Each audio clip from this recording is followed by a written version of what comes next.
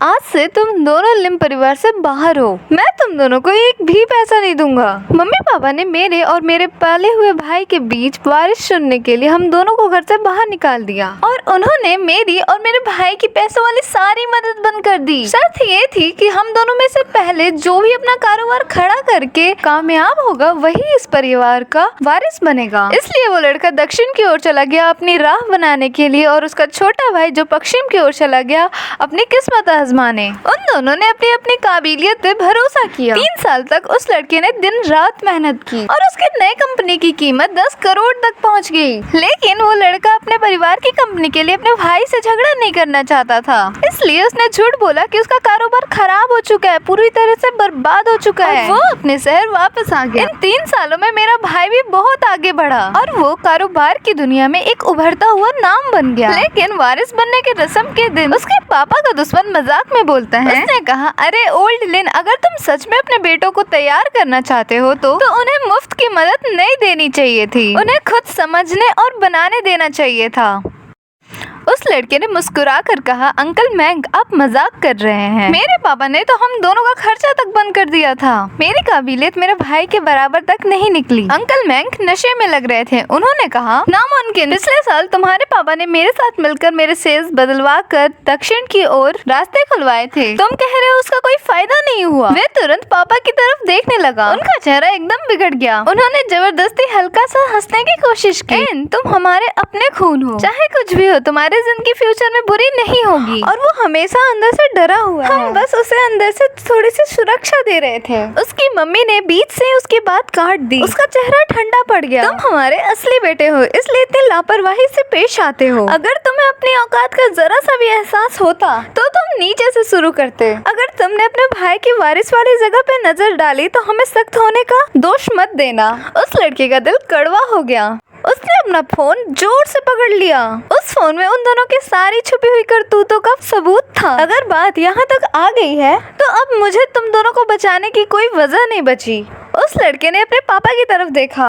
मेरा सिर्फ एक सवाल है, अंकल मैंग ने जो उत्तर के रास्ते खुलवाने की बात की, क्या वो सच है? उसके पापा ने स्माइल करते हुए कहा, फिर गहरी सांस छोड़ी। हैंसिंग, तुम हमारे बचपन से कभी बात नहीं सुनते। हम बस तुम्हारा स्वभाव मजबूत बनाना चाहते थे। चिंता मत करो, जब तुम थोड़े संभल जाओगे हम जरूर टियन जिन से कहेंगे वो कुछ तुम्हें साधन दे दे। वो हंस पड़ा। अगर अभी नहीं दोगे तो बाद में कभी नहीं दोगे। और तुमने खुद कहा था कि ये एक न्याय वाला मुकाबला है, लेकिन छुपके से तुमने मेरे भाई को मदद दी। ये है तुम्हारा न्याय? उसकी आंखें लाल हो गई। तुम लोग मुझे समझते क्या हो? कोई खिलौना जिसके साथ जब चाहे खेल लो। उसके पापा उसे समझाने वाले थे, उससे पहले ही उसकी मम्मी ने मेज पे बहुत तेज हाथ मारा। उसने कहा, मैंने तो पहले ही कहा था, हम सिर्फ लिन टियन को सुरक्षा का एहसास दे रहे थे, लेकिन इसका मतलब ये नहीं कि तुम हमें झूठा कहो। उसकी मम्मी गुस्से से बोल रही थी, कंपनी हमारी है, हम जिसे चाहे उसे दे दे। टियन इनकी मदद करना तो अलग बात है। अगर हम तुम्हारी मदद भी ना करें तो तुमने इन 3 साल में क्या हासिल कर लिया? तुम्हें लगता है कि तुम इसके बराबर हो? ये देख के उसका भाई घबरा कर बोला, भाई मम्मी से बहस मत करो, सब मेरी ही गलती है। मैंने ही कहा था कि कारोबार करने में मेरे को थोड़ा सा डर लग रहा है, इसलिए मम्मी पापा ने मेरे लिए पिछला रास्ता खोल दिया। उसकी मम्मी ने उसे पीछे छुपा लिया। उन्होंने उसे गुस्से से देखा, ये तुम्हारी गलती नहीं है, तुम्हें इससे माफी मांगने की जरूरत नहीं। फिर वो उसकी तरफ मुड़ी और बोली, तुम एक कारोबार भी ठीक से नहीं चला सकते और तुम्हें लगता है कि तुम्हारे पास कंपनी चलाने की काबिलियत है? और हम सब ने टीएन इनकी मेहनत देखी है, उसके पास संभालने की समझ है, वारिस बनना उसका हक है। उसके पापा भी उसकी साइड लेने लगे। तुम बचपन से ही बिगड़े हुए हो, तुम्हें सिर्फ खाना पीना और मजे करना आता है। हम कभी भी तुम्हें कंपनी हाथ में देने के लिए कंफर्टेबल नहीं थे। यानिन हमेशा से ही कैपेबल था, उसे सिर्फ रिसोर्सेज देना ही सिचुएशन के हिसाब से सही था। हमने सही डिसीजन लिया, ये सब कुछ कंपनी के लिए है। कंपनी अच्छा करेगी तो तुम्हारी लाइफ भी बेटर होगी। तुम्हें पिक्चर देखना चाहिए, हर बात पे नैरो माइंडेड मत बनो।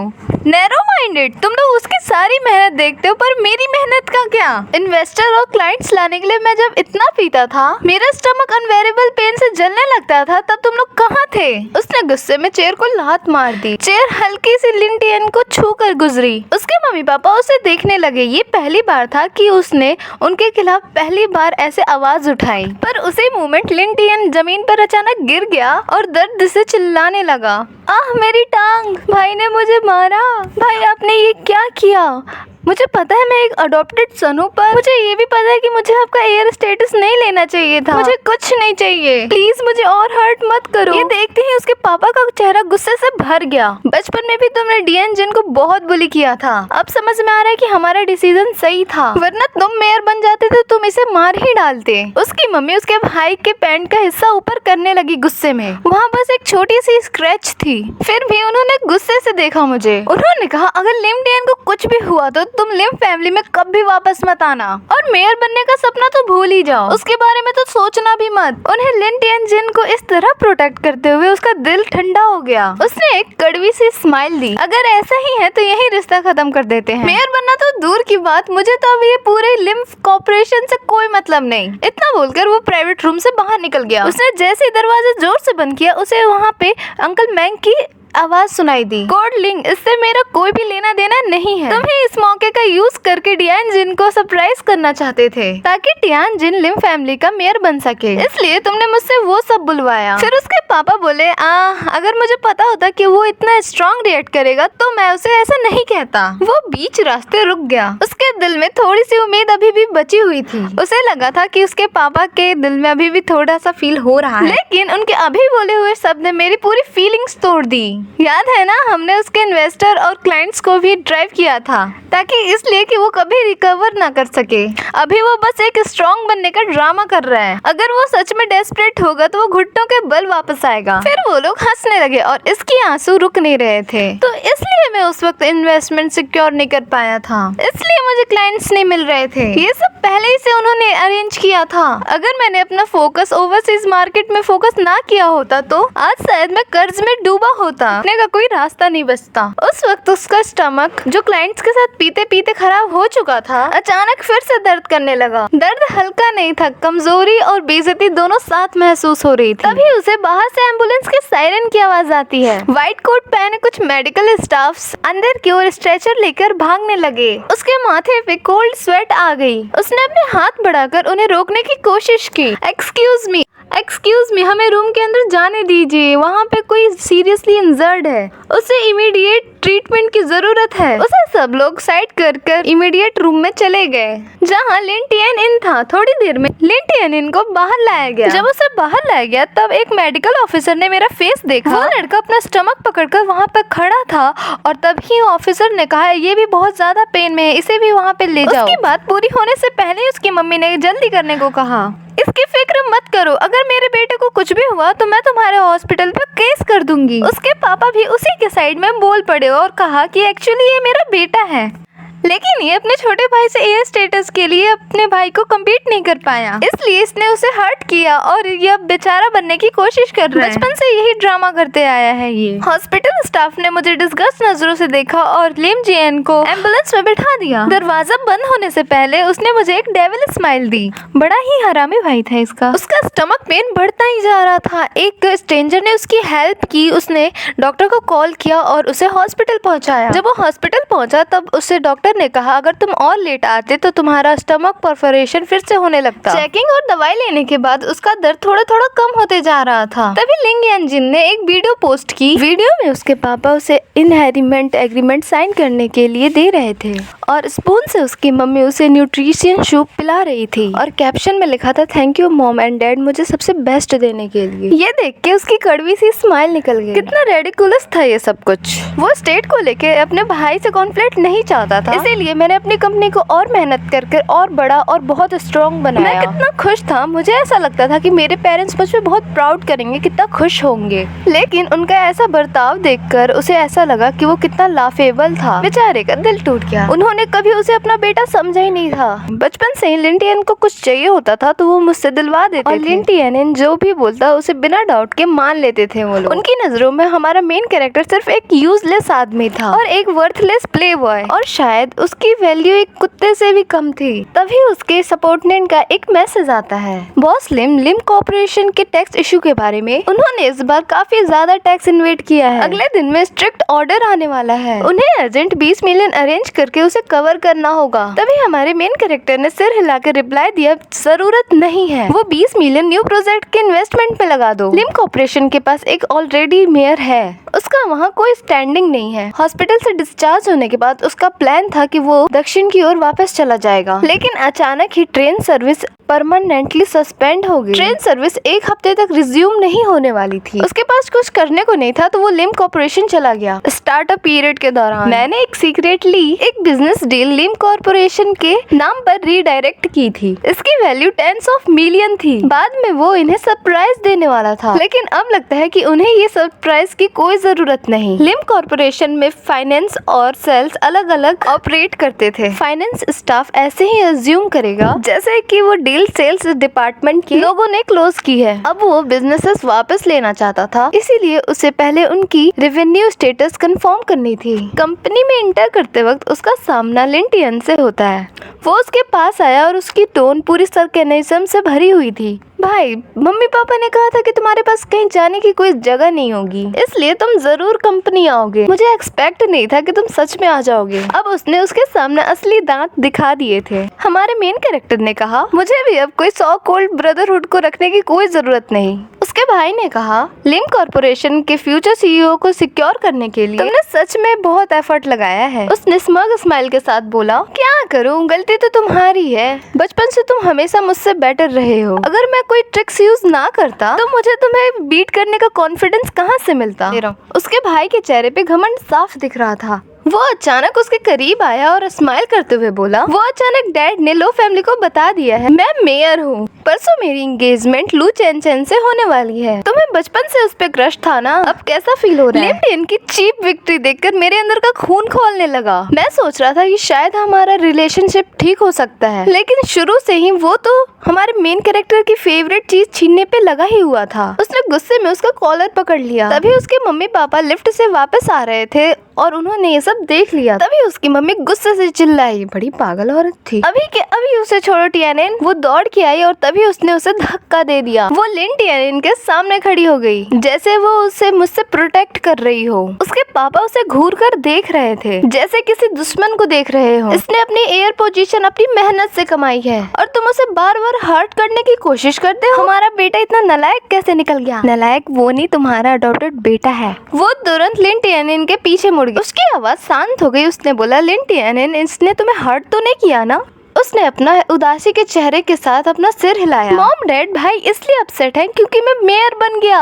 आखिर वो मुझसे बचपन से बेटर रहे हैं। ऐसे डिसअपॉइंटमेंट नॉर्मल है, वो बस अभी एक्सेप्ट नहीं कर पा रहे हैं। प्लीज उन्हें ब्लेम मत करो, भाई है और मैं नहीं चाहता कि उन्हें ये बात से सफर करना पड़े। देखो तो जरा कैसे नाटक कर रहा है ये। सुनकर उसके पापा ने उसे डिसअपॉइंटमेंट से देखा। येनचिन, काश तुम्हारे अंदर टियानिन की थोड़ी सी भी आदत होती। उसकी मम्मी ने दांत पीसकर उसे घूरा और ठंडी आवाज में बोला, वो टॉलरेंट है, अगर ये टियानिन के खिलाफ स्किम ना करे तो वही मिरेकल होगा। फिर उन्होंने उसके तरफ उंगली उठाई और उन्होंने कहा, तुम बेटर रहेगा कि तुम खुद पर रिफ्लेक्ट करो, वरना तुम मुझे डिसओन करने के लिए ब्लेम मत करना। इतना कहकर उन्होंने मुझे दोबारा देखना भी सही नहीं समझा और वो लिम टियान को लेकर वहाँ से चली गई। मुझे हल्का सा सुनाई दिया कि वो उसे कंफर्ट करने की कोशिश कर रही थी। यानी तुम्हें पेट्स तो पसंद है ना?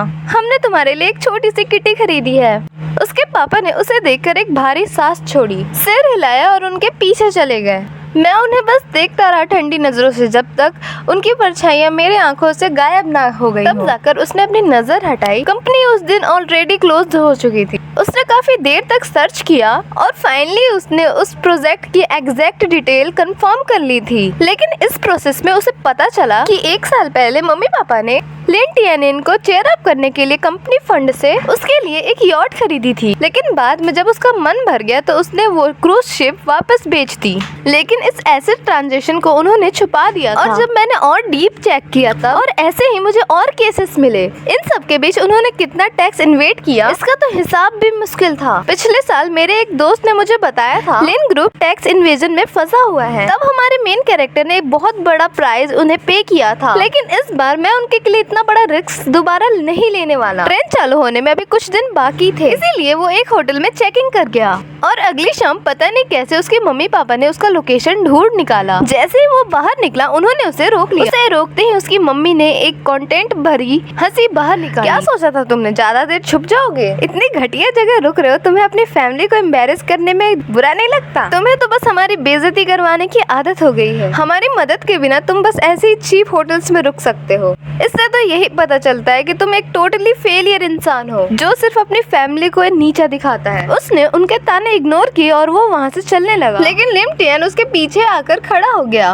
और बोला, भाई क्या बात सॉल्व कर नहीं हो सकती? इस बार मैं ही मॉम डैड को तुमसे मिलवाने लाया हूँ। मैं तुमको कल मेरी और लू चैन चैन की एंगेजमेंट में इनवाइट करने आया हूँ। मैंने मॉम और डैड से बात भी कर ली है। मैंने उनसे कहा है वो तुम्हें कंपनी के 1000 शेयर्स भी दे दे। ड्रामा बंद करो और घर वापस चलो। उसके पापा ने सिर हिलाया और सांस छोड़ी। लियान चिन, लिम टियन ने तुम्हें वो शेयर्स खुद देने को कहा है। इससे ये पता चलता है कि उसका दिल कितना बड़ा है। तुम्हें ऐसे थॉटफुल भाई के लिए ग्रेटफुल होना चाहिए। 1 पर 1000 मुझे जरूरत नहीं। ठंडे चेहरे के साथ उसने लिम टियन का हाथ हटा दिया। वो बिल्कुल जाकर जमीन पे गिर गया। उसका हाथ कट हो गया और खून बाहर निकलने लगा। इसकी माँ का भरोसा, इसका भाई कितना नाजुक है। स्टोरी एक्सप्लेन करते हुए मेरा खून खोल रहा है। उसकी मम्मी ने तुरंत उसे कर्ज करना शुरू कर दिया। अगर कल टियन जिन की एंगेजमेंट ना होती और अगर लिम फैमिली की रेपुटेशन का सवाल नहीं होता तो तुम्हें क्या लगता है कि हम तुम्हें कभी घर ले जाते? बचपन से तुम लिम टियन को बुली करते आए हो और अब हमारे सामने उसके ऊपर हाथ उठाने की कोशिश भी कर रहे हो। हमें तुम्हारे पास आना ही नहीं चाहिए था। जब तुम्हें कुछ नहीं चाहिए तो तुम्हें कुछ नहीं मिलेगा। मैं भी देखना चाहती हूँ कि तुम हमारे सपोर्ट और केयर के बिना कितने देर टिक सकते हो। ये सब सुनकर मुझे सब कुछ बहुत रेडिकुलस लगा। तुम लोग ये सब बचपन से बोलते आए हो, क्या तुम लोग को ये सब रेडिकुलस नहीं लगता? और वैसे एक बात बताओ, तुम लोगों ने आज तक कब मुझे लिम टियन को बुली करते हुए देखा है? हर बार वो बस एक कंप्लेन करता था और तुम लोग बिना चेक किए मुझे पनिश्ड कर देते थे। और इस बार तुम लोग उसे मेयर बनाने के लिए तुम लोगों ने मुझसे 3 साल तक झूठ बोला, मेरी सारी मेहनत डिनाई कर दी और तुम लोग इसे सपोर्ट कहते हो? चुप रहो। उसकी मम्मी बोलते बोलते उसे थप्पड़ मारने वाली थी,